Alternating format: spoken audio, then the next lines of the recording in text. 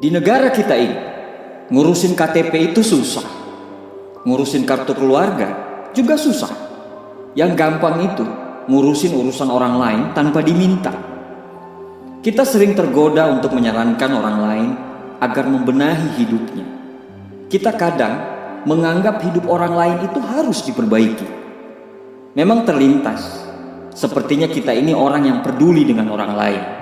Tapi jika kita tidak diminta untuk terlibat dalam urusannya, sebaiknya kita tidak usah mencampuri urusan orang lain yang sifatnya pribadi.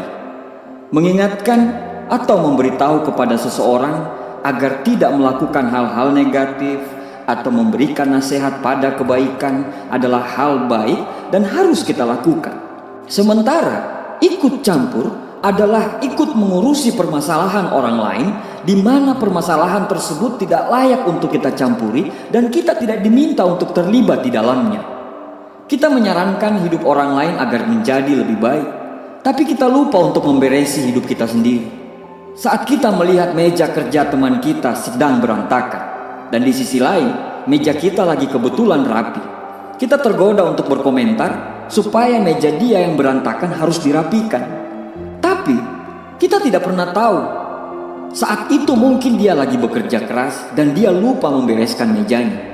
Dan saat itu kita lagi gak ada kerjaan sehingga meja kita pun lagi rapi.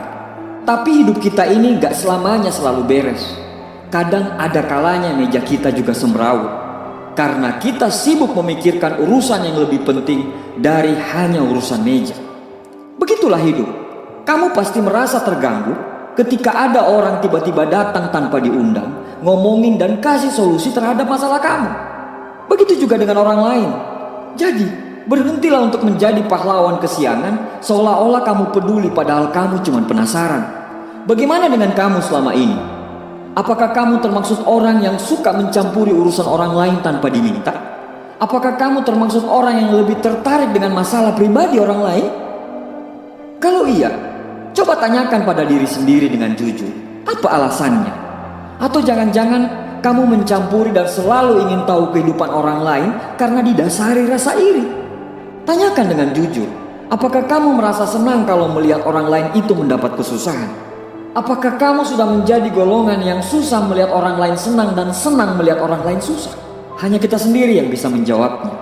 Kalau memang kamu merasa benar dengan pendapat kamu, bahwa dengan mengurusi orang lain tanpa diminta adalah bentuk kepedulian, sekalian saja kamu bantu masalah ekonomi dia, bayari listrik dia, bayari anak dia, bayari sekolahnya, dan lain-lain.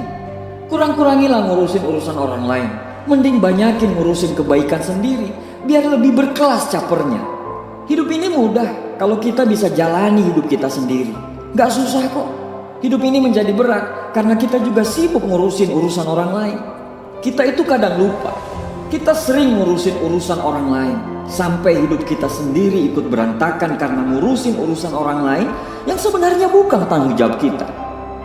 Kalau diminta untuk ikut campur, silakan kasih solusi. Tapi kalau tidak diminta, berarti itu bukan urusan kamu. Hidup kita ini belum tentu benar loh.